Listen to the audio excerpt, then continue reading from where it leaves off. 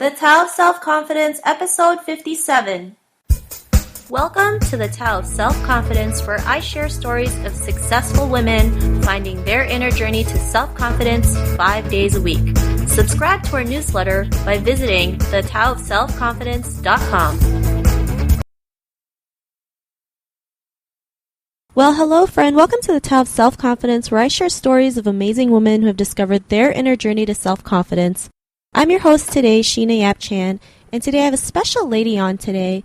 We know each other from a book that's going to be launching out soon. It might be launching out by the time this episode comes out, but, you know, it's a book about, it's called The Anthology, and it's about, you know, women's stories, just empowering other women to take action in their own lives. So we're pretty excited for that to come out. And, you know, this lady is a writer, community reporter, and a random ranter. And, you know, she's just so amazing. So, because she's also a seasoned podcaster, you know, she gave me tips and stuff and what to do. And, you know, it's just women helping other women out. And it's just a great environment to be in. I would love to introduce you to Michelle A. Dowell-Vest. Michelle, how are you doing today? Maybe you can fill in a little bit more about yourself with the listeners. I'm wonderful, Sheena. How are you? Good. Good. Gosh, let's see. So I am a writer. Like, you know, people ask us to write our bios or give us their taglines or, you know, what we are. And that's always very difficult for me because I feel like I do a gabillion things. But when it comes down to it, I am, like you said, a writer, community reporter, and random ranter. What that really means is that I am a blogger. I do write at my blog site called A Girl's Guide. I also write for a lesbian and queer magazine here in DC called Tag Magazine. And community reporter, I like to talk about what's happening in our community, whether it's the local community, whether it's what's happening in our local or even national government. And really just, I share a lot of things that are happening to keep people kind of in the loops. I'm always looking for a good story to tell, something that even might encourage somebody. And then a random ranter, I'm just a loudmouth. And I have tons of opinions and I share them. And that's kind of what that's about. So yeah. Awesome. Well, thanks for sharing that. I don't think being loud is a bad thing, right? I mean, it's just being able to speak our voice and be confident enough to do it. So, absolutely. So what's your cultural background? So I'm a mixed bag of Sicilian, Irish, and Cherokee, and just really a little bit of all of those. And probably, you know, not one is more dominant than the other, but that's kind of where I come from. Cool. Thanks for sharing that. And Michelle, what would be your favorite self-confidence quote?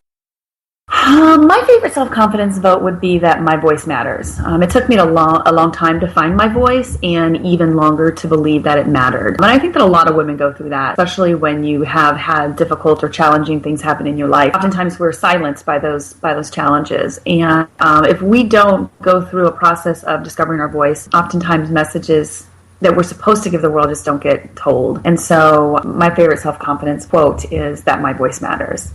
I love that because, you know, a lot of women are afraid to speak their voice, especially, you know, society tells us to act a certain way. I don't want women thinking that it's too late to share your voice, because to me, it's never too late, right? I mean, it doesn't matter what age you're at, what stage you're in. You know, your voice will always matter. So, you know, you're better off just speaking the truth or speaking what you love. So I really, really love that. Thanks for sharing it. And what would be your definition of self-confidence?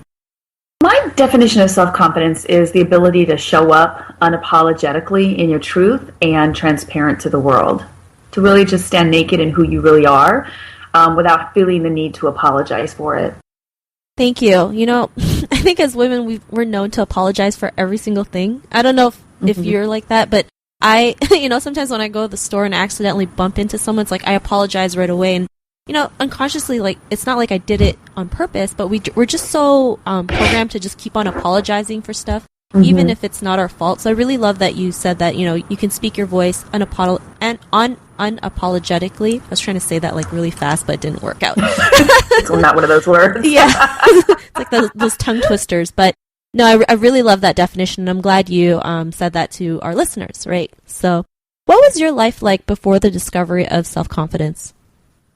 I think before I discovered my own self-confidence, I lived to please others. I hid the truth about my sexuality and who I was, and I depended on religion for my self-worth.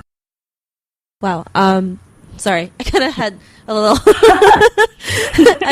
You know, sometimes that was a lot. You hear stories and you kind of like sit there and kind of process it at the same time, because not too many people talk about this, right? Especially when you said you're hiding your sexuality. I mean, there's a ton of women or men out there who, you know, hide in the closet, right? They never, you know, bring themselves out there because maybe they're ashamed or maybe, they think people will laugh at them. And, I like that you're there speaking the truth, being able to come out now, right? Living the life that you want because you're probably more free. And, what was that aha moment when you realized, you can be who you want to be. You can go out there and be proud of who you are.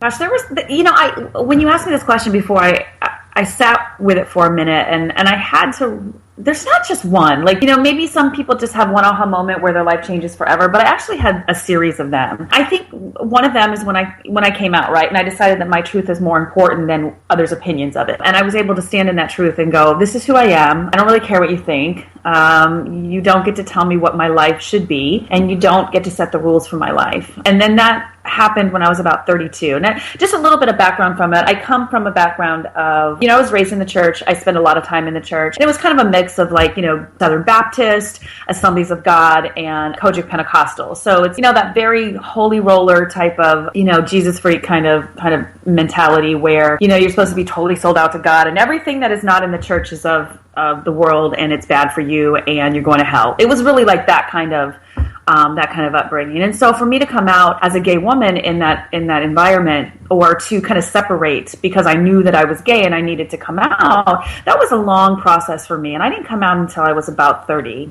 No, I would say about 29. And I'm 41 now.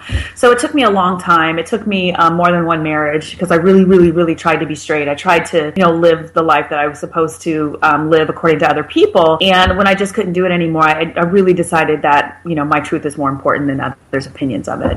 When it kind of came to my aha moment about my voice, it was actually really simple. I was walking in the park with a friend of mine, and we were talking about an ex-girlfriend and how I just felt stifled in conversation with her about what I really wanted and setting boundaries and speaking my truth with her and how I wanted our relationship to go. And she said, Michelle, you have to speak your mind because believe me, everybody else is going to do that, and their opinions and their thoughts and their mind and what they're thinking is no more important than yours. And I think it was at that moment that I said, you're absolutely right. Why am I minimizing my voice to accommodate other people when it's not my truth and it's not how I feel and it's not what I want? And so I think from that moment on, I made a decision to always speak my truth. And that always hasn't been the most easy thing to do.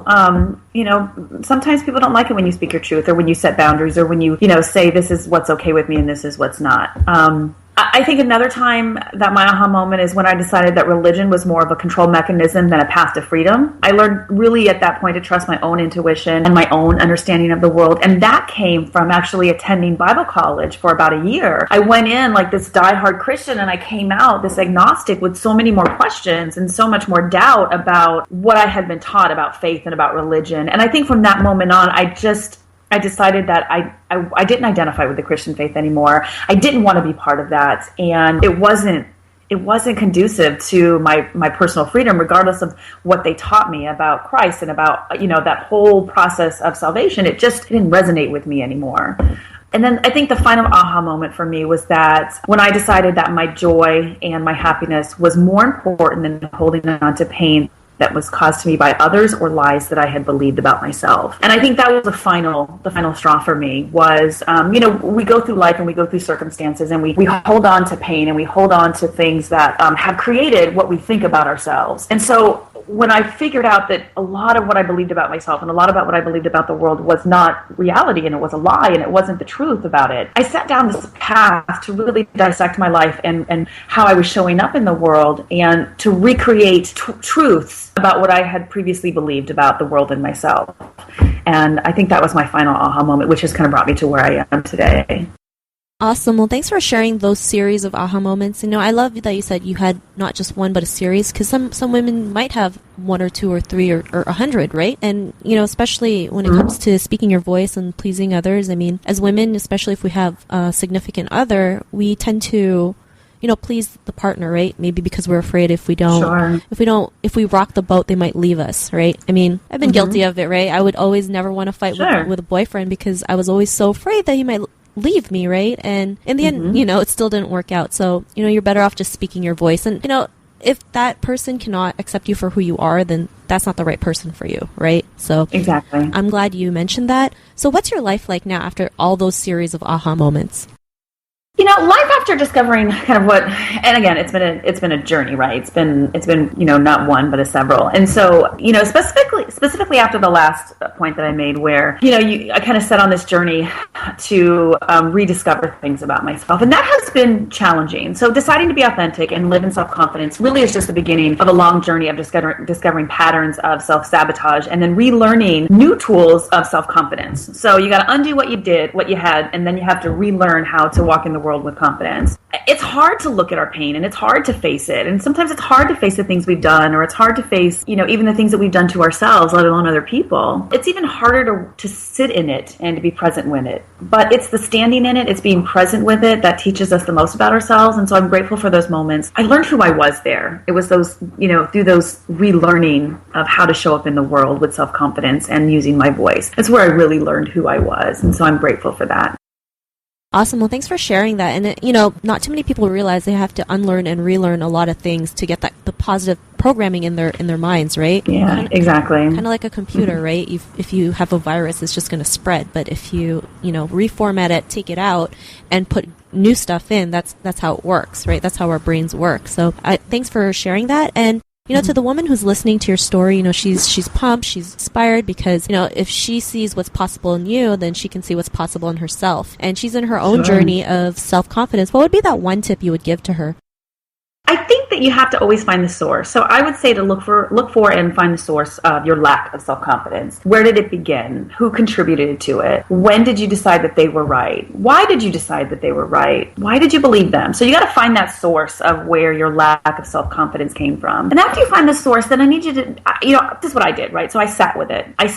Just not so that I can kind of feel that pain or feel that situation over again, but to really understand it so that I could gain power over it. And it was in that power then I could reinterpret the pain and then reinterpret or interpret the healing that comes from that. And it's in that healing that self-confidence is born. And then it doesn't have to be done alone, like in people who love you or even professionals or, but just really you have to go back and discover where the start of your lack of self-confidence came from, because when you dig that up and when you get rid of that or you reinterpret that, then you can then walk in power. And until then, I think you'll just be living those same circles of lack of self-confidence or self-esteem issues or, believing lies about yourself that either society or other people or even yourself have told about you. But you have to go back and find that source of it.